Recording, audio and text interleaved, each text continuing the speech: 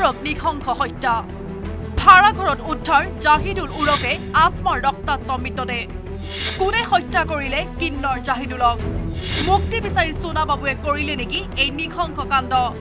ৰংজুলি থানাত আত্মসমৰ্পণ অভিযুক্ত সোনা বাবু আলীৰ পুৱাই ৰঙিয়াৰ গুৰকুচিত উত্তেজনাময় পৰিৱেশ তেজেৰে লুতুৰি পুতুৰি অৱস্থাত বন্ধ ভাড়াঘৰৰ কোঠাত উদ্ধাৰ হ'ল জাহিদুল ইছলাম উৰফে আসমাৰ মৃতদেহ 7টা বজাত মোক ইয়াৰ ভাৰতীয়বিলাকে মোক ফোন মাৰিছে কৈছে কি ভিতৰৰ পৰা ব্লাড আহি আছে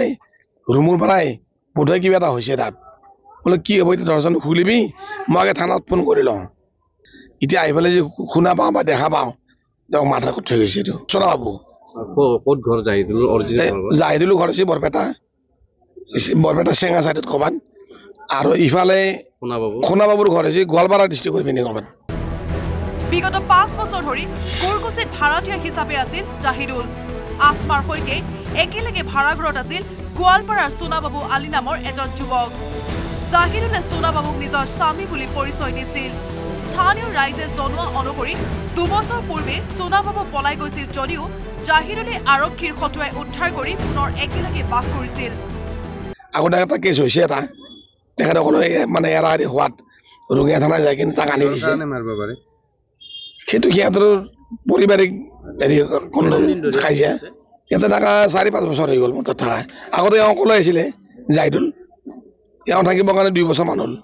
সোনা বাবু থকাৰ কাৰণে ঘটনাস্থলীত ৰঙিয়া আৰক্ষী উপস্থিত হৈ জাহিদুলৰ মৃতদেহ উদ্ধাৰ কৰি মৰণোত্তৰ পৰীক্ষাৰ বাবে হাস্পতাললৈ প্ৰেৰণ কৰিছে ইফালে গোৱালপাৰাৰ ৰংজুলি থানাত আত্মসমৰ্পণ কৰিছে অভিযুক্ত সোনা বাবু আলীয়ে এতিয়া আৰক্ষীৰ তদন্তৰ অন্ততহে পোহৰলৈ আহিব হত্যাকাণ্ডৰ প্ৰকৃত ৰহস্য ৰঙিয়াৰ পৰা Inamul Islam news 18 Assam north east